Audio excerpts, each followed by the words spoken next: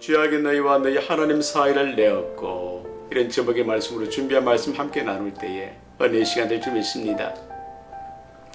믿음 생활에 하나님의 침묵만큼 우리를 아프고 힘들게 하는 일은 없습니다. 구하고 찾고 두드리라, 이 말씀을 따라 절박한 심정으로 하나님께 기도를 해도 하나님의 응답이 없을 때만큼 우리를 아프고 지치게 하는 일은 없습니다. 하나님의 도우심이 필요합니다. 그런데 왜 하나님께서 응답을 주시지 않으십니까? 왜 신음하는 저의 고통을 못 본 채 하십니까?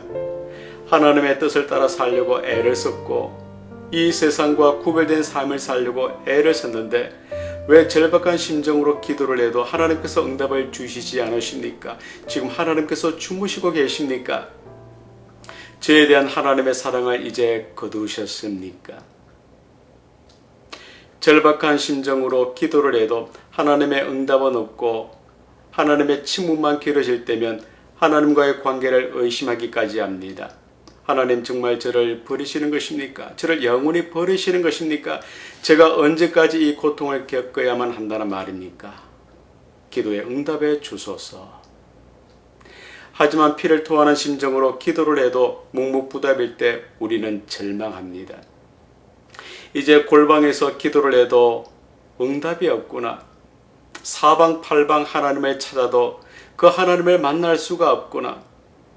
주무시지도 않고 졸지도 않으시며 일을 하시는 그 하나님을 힘을 다해 찾아도 응답이 없구나 라고 하면서 심지어 하나님께 원망을 토해내기도 합니다.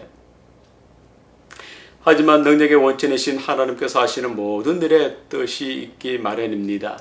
예레미야 10장 12절 말씀입니다. 여호와께서 그 권능으로 땅을 지으셨고 그 지혜로 세계를 세우셨고 그 명철로 하늘들을 펴셨으며. 물론 하나님의 침묵에도 뜻과 이유가 있습니다. 하나님의 독생자이신 예수님께서 겟세마네 동산에서 절박한 심정, 피를 토하는 심정으로 기도하실 때에도 묵묵부답 침묵하심으로 결국 구속의 역사를 완성해 내셨습니다. 이처럼 우리가 아무리 간절하게 기도한다라고 해도 하나님께서 침묵하실 때가 있습니다. 그래서 신앙의 선조들마저 하나님 왜 저의 고통을 못 본 채 하십니까? 라면서 하나님께 호소하기도 했었던 것입니다. 하박국 선지자도 악인이 형통하고 의인이 핍박을 받을 때 하나님의 침묵을 보고 여호와여 내가 부르짖어도 주께서 듣지 아니하시니 어느 때까지리이까? 라고 탄원을 할 정도였습니다. 그렇습니다. 부르짖는 우리의 간절한 기도에 하나님께서 응답을 주시지 않으실 때가 있습니다. 못 본 척, 못 들은 척, 모르시는 척 하실 때가 있습니다. 아예 기도에 응답을 주시지 않으실 때가 있습니다. 그때는 바로 우리 안에 감추인 죄, 털어버리지 못한 죄가 기도의 통로를 막아버리고 있기 때문입니다. 하나님보다 앞세우는 우리 안에 금송아지가 기도의 통로를 막아버리고 있기 때문일 것입니다. 지금 나에게 우선순위가 무엇입니까? 내 간절한 기도의 응답입니까? 아니면 하나님과의 관계입니까? 하나님을 내 중심에 모실 때 닫힌 응답이 반드시 열리게 될 줄 믿습니다. 남유다는 하나님을 떠난 북이스라엘이 아수르에 의해 멸망당한 것을 지켜보았습니다. 그럼에도 이사야 선지자를 통한 하나님의 경고를 무시하고 하나님을 의지하지 않고 습관적으로만 하나님을 섬길 뿐이었습니다. 그래서 이사야가 의인이 망해도 그것을 마음에 두는 자가 없고 경건한 사람이 이 세상을 떠나도 그 뜻을 깨닫는 자가 없다라고 한탄할 정도였습니다. 남유다도 결국 바벨론에 의해 멸망을 당하게 되었습니다. 이사야는 우상을 숭배하고 사회윤리는 무너지고 탐욕과 압제로 도탄에 빠진 남유다의 지도자들과 백성들에게 하나님의 심판을 예언하였습니다. 그러면서 동시에 하나님의 구원을 선포한 선지자가 바로 이사야였습니다. 1절 말씀을 보시겠습니다. 주님의 손이 짧아서 구원하지 못하시는 것도 아니고 주님의 귀가 어두워서 듣지 못하시는 것도 아니다. 남유다 백성들의 화가 잔뜩 난 상황이었습니다. 화산이 폭발하기 바로 직전의 모습과 같은 상황이었습니다. 하나님, 지금 어디에 계십니까? 상황이 너무 급박해서 동쪽으로 가서 하나님을 찾아도 하나님을 뵐 수가 없습니다. 서쪽으로 가서 하나님을 찾아도 도무지 하나님을 뵐 수가 없습니다. 졸지도 주무시지도 않고 일을 하시는 하나님, 지금 어디에 계십니까? 왜 우리의 고통을 못 본 채 하십니까? 왜 우리의 공고함, 삶의 힘겨움을 하나님께서 다 하시면서도 구원해 주시지 않으십니까? 하나님은 엘로힘 하나님, 전능하신 하나님이신데 왜 남유다가 바벨론의 포로가 되기까지 가만히 계셨다는 말입니까? 왜 우리를 이방 나라의 포로로 잡혀가도록 아무 일도 하지 않으셨습니까? 이런 상황에서 이사야가 유다 백성들을 신랄하게 책망하는 것이 바로 1절의 말씀입니다. 성도 여러분, 유다 백성들은요, 그래도 하나님께 기도는 했습니다. 하나님께서 자신들의 편에 서 계시고 그 하나님께서 자신들의 기도에 응답을 주실 것을 믿고 하나님께 기도는 했던 민족이었습니다. 그런데 오늘 우리의 근본 문제가 무엇입니까? 바벨론에 포로된 상황이 문제가 아닙니다. 우리의 약함이 문제가 아닙니다. 문제는 약한 우리가 아예 하나님께 기도하지 않는 것이 우리의 근본 문제일 것입니다. 기도에는 상황을 반전시키는 능력이 임합니다. 기도는 혈관을 통해 맑고 정결한 피가 온몸에 흐르듯이 십자가의 보혈이 온 삶 가운데 흐르도록 하는 혈관입니다. 유다 백성들은 그래도 하나님께 기도는 했습니다. 그런데 오늘 우리는 이런 기도의 문을 닫고 있지는 않습니까? 불행히도 유다 백성들은 하나님의 도우심을 구하는 기도는 했지만 기도에 따른 응답이 없자 하나님의 능력을 의심하는 죄를 짓고야 말았습니다. 1절 다시 한번 보십니다. 주님의 손이 짧아서 구원하지 못하시는 것도 아니고 주님의 귀가 어두워서 듣지 못하시는 것도 아니다. 그들은 하나님의 손이 짧아서 자신들을 구원하지 못하신다라고 착각했습니다. 하나님의 귀가 어두워서 듣지 못하신다라고 착각했습니다. 그래서 자신들의 죄는 돌아보지 못하고 출애굽의 하나님, 광야 40년의 하나님을 망각해버리고야 말았습니다. 죄가 또 다른 죄를 불러들인 악순환의 연속이 되고야 말았습니다. 그런데 이런 문제는 유다 백성들만의 문제가 아니었습니다. 우리도 바벨론의 포로가 된다면, 조국을 떠나 이방 나라에서 종노릇을 하게 된다면 곰같이 부르짖고 비둘기같이 슬피 울며 하나님의 도우심을 간절히 구합니다. 그렇다고 상황이 바로 역전되는 일은 없습니다. 이럴 때면 하나님의 손이 짧으신가? 하나님의 눈과 귀가 둔하신가라며 착각을 하기도 하지요. 심지어 정말 미칠 것 같을 때도 있습니다. 이럴 때 기도의 응답을 더 더디게 하는 요소가 있습니다. 그것은 내가 못하니까 하나님께서도 못하신다. 내가 부족하니까 하나님께서도 부족하시다라는 착각일 것입니다. 이것은 바벨론의 상황에 나를 더 깊이 올가매는 아주 어리석은 모습일 것입니다. 예레미야 32장 17절 말씀입니다. 크신 권능과 펴신 팔로 하늘과 땅을 지으신 분이 바로 주님이시니 주님께서는 무슨 일이든지 못하시는 일이 없으십니다. 우리 하나님은 모든 힘의 근원이 되십니다. 원천이십니다. 하나님은 무한한 전능자이시며 실제이십니다. 지음을 받은 우리는 하나님께서 알려주시는 것만큼만 알 수가 있을 뿐이겠지요. 만약 우리의 힘과 지식으로 하나님을 알 수만 있다면 그것은 하나님의 전능하심을 제한하는 일이 되고야 말 것입니다. 이러시기를 너희는 가만히 있어 내가 하나님 됨을 알지어다. 내가 문나라 중에서 높임을 받으리라. 내가 세계 중에서 높임을 받으리라 하시도다.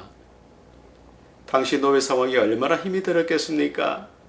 마음대로 먹고 마시고 입고 눕고 할 수도 있는 상황이 아니었습니다.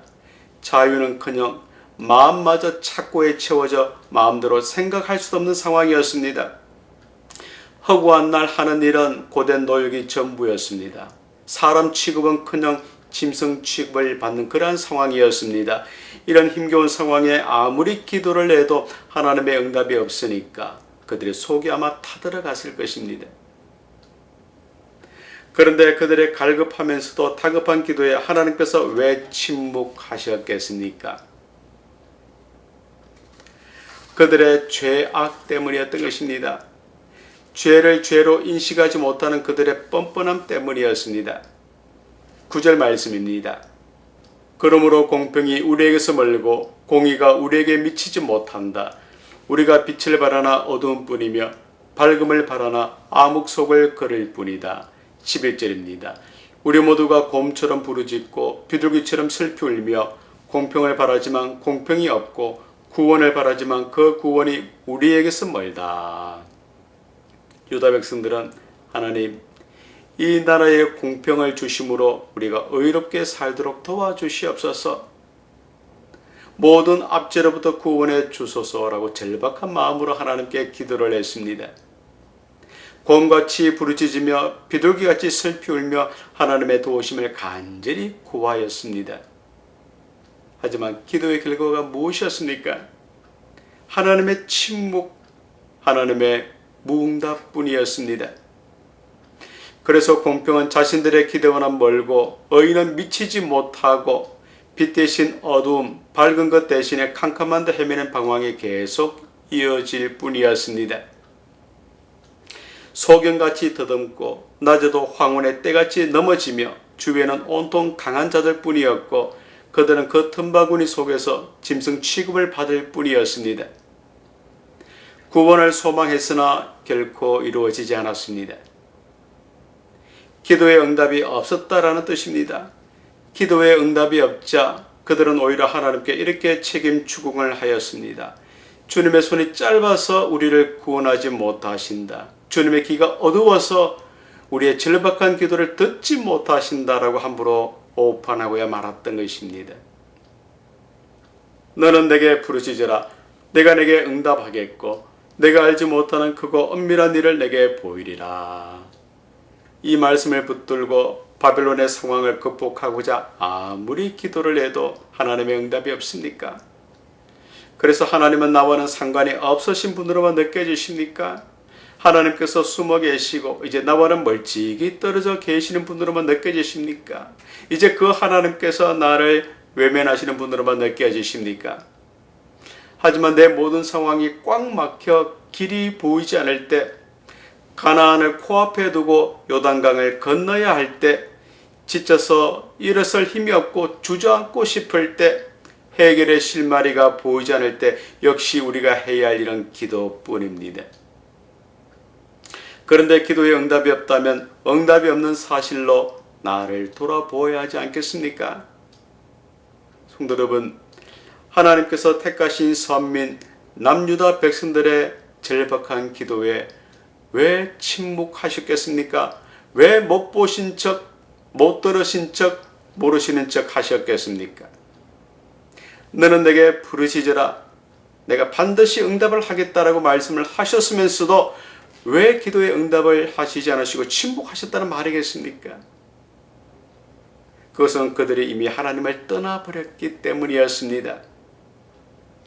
하나님을 멀리하고 우상을 숭배하며 세상의 향락을 쫓고 습관적으로 하나님을 섬기던 그들의 죄악이 기도의 응답을 막아버렸기 때문이었습니다.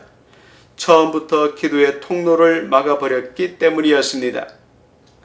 우리 안에 금송아지를 부수지 않고서는 결코 하나님의 응답, 기도의 응답을 기대할 수가 없을 것입니다. 금송아지를 부수지 않아 죄악으로 굳어버린 자아의 껍질에 갇혀있는 영혼은 박제된 상황일 뿐입니다. 생명이 없습니다. 하나님께서 아무것도 못하심으로 나도 아무것도 하지 못한다라고 아예 포기해버리고야 맙니다.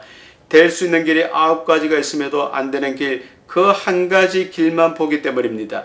그 하나가 마치 전부로 보이는 것은 내 영혼이 이미 하나님을 떠나버렸기 때문일 것입니다. 바벨론에서 해방되기를 소망하십니까? 기도의 응답받기를 간절히 소망하십니까? 회개하십시오. 시편 7편 12절 말씀입니다.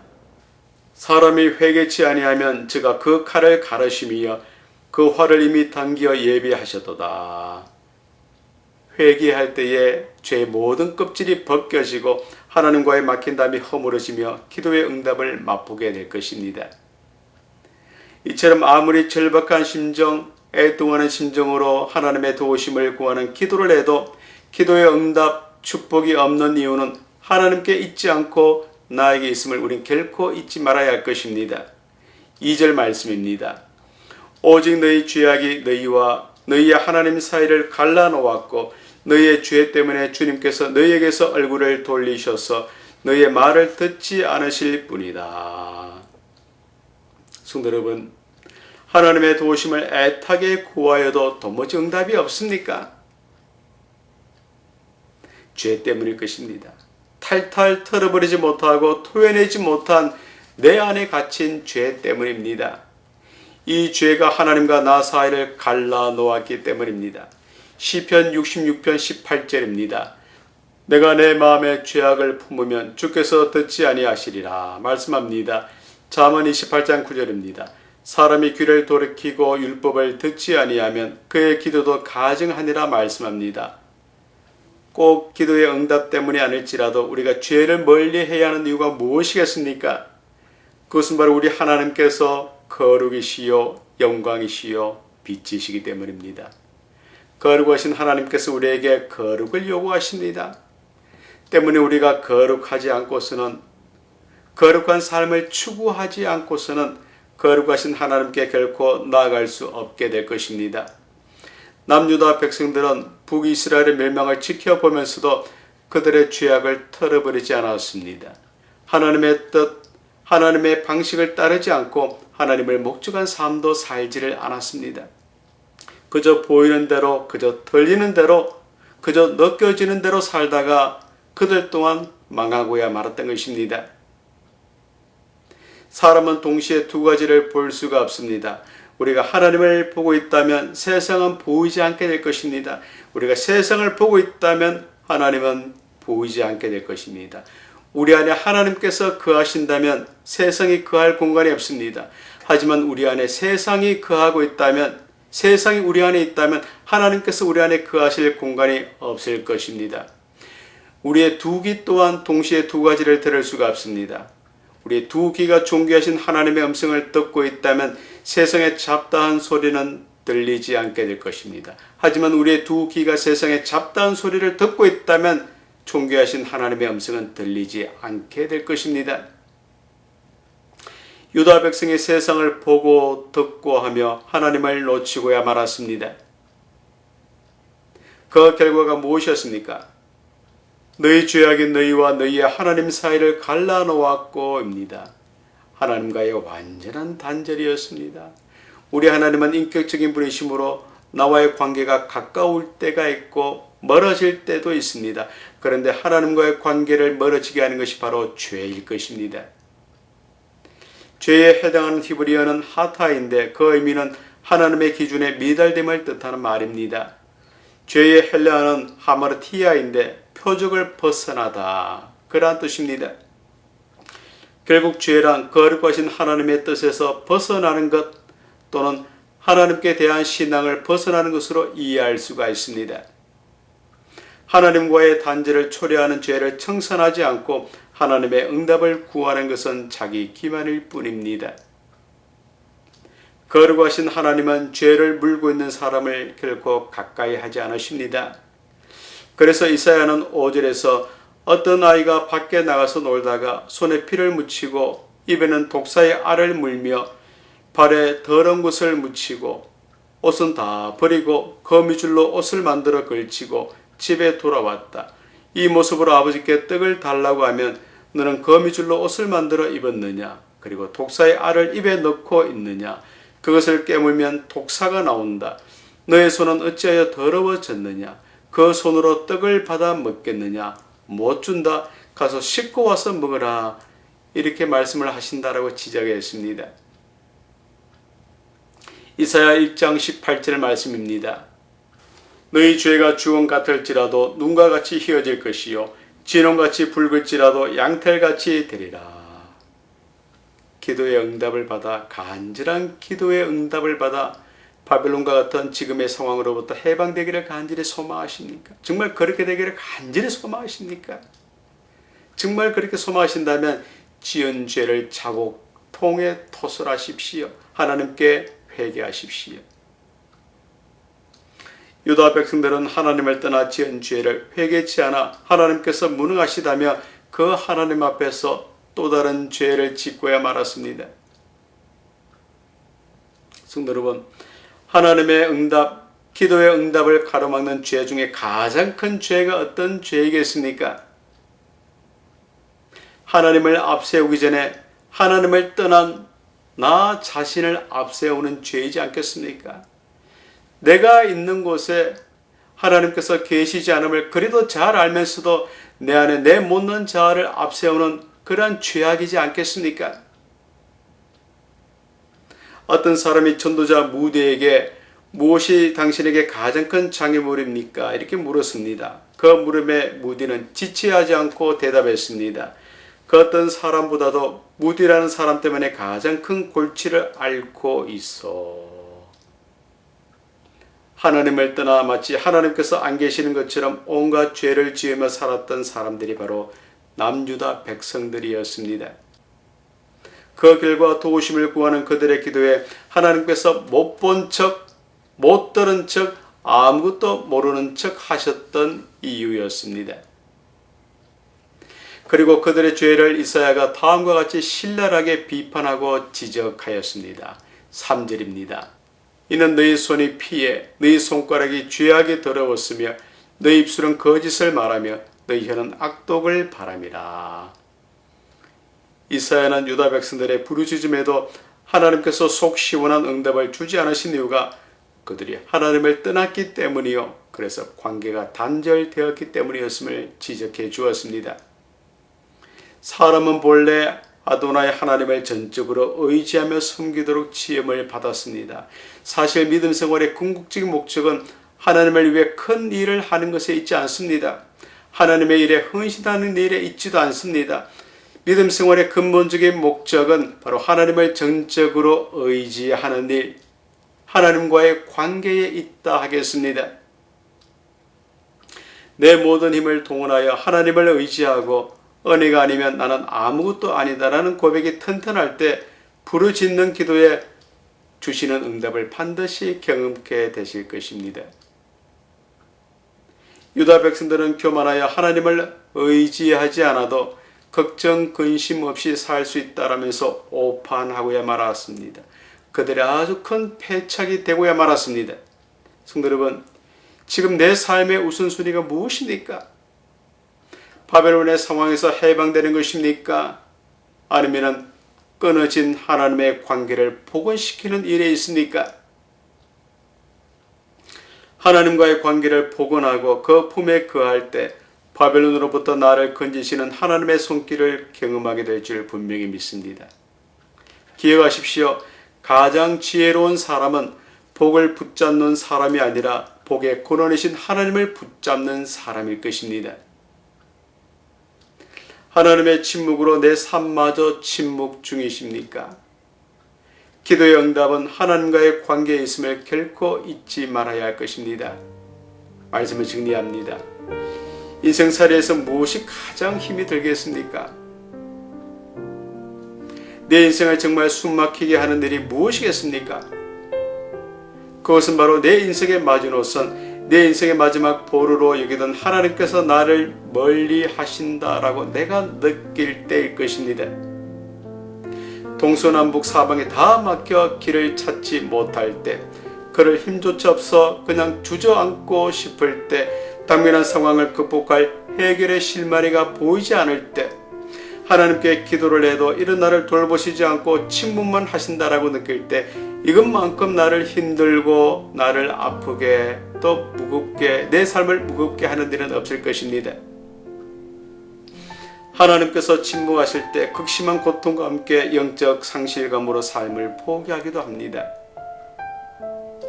하나님이여 침묵지 마소서. 하나님이여 잠잠치 말고 고요치 마소서. 하지만 하나님께서 나에게 침묵하신다라는 이유만으로 하나님의 손이 짧기 때문이다라고, 귀가 어둡기 때문이다라고 섣부른 판단은 결코 하지 말아야 합니다. 오히려 하나님의 침묵에는 이유가 있음을 알고 나 자신을 돌아보아야 합니다. 때로는 내 죄 때문에 하나님의 응답이 없을 때가 참 많기 때문입니다. 내 죄가 하나님과 나 사이 기도의 통로를 막고 있을 때가 참 많기 때문입니다. 물론 죄를 정결함받는 회개가 꽉 막힌 하나님의 침묵을 열어젖히는 길이 됨을 분명히 믿습니다. 애굽의 바로가 회개치 않고 하나님을 대적하다가 10가지 재앙으로 나라가 망하고야 말았습니다. 삼손이 회개하지 않고 블레셋의 기생 들릴라와 쾌락에 빠져 살다가 7가닥의 머리카락을 잘리고 블레셋 사람들에 의해 2눈이 뽑히고야 말았음을 우리가 잘 알고 있습니다. 예레미야 33장 2절로 3절입니다. 이 일을 행하시는 여호와, 그것을 지어 성취하는 여호와, 그 이름을 여호와라 하는 자가 이같이 이르노라. 너는 내게 부르짖어라. 내가 내게 응답하겠고 내가 알지 못하는 크고 비밀한 일을 내게 보이리라. 성도 여러분, 하나님의 침묵이 우리의 기도를 듣지 않으신다라는 의미는 결코 아님을 기억하십시오. 다만 먼저 내 안에 온갖 죄를 정결케 할 때 기도의 응답이 폭포수와 같이 내 삶 가운데 쏟아지게 될 줄 분명히 믿습니다. 죄를 정결케 하는 회개로 기도의 응답을 체험하시는 우리 모든 성도들이 다 되시기를 주 예수 그리스도 이름으로 간절히 축원드립니다.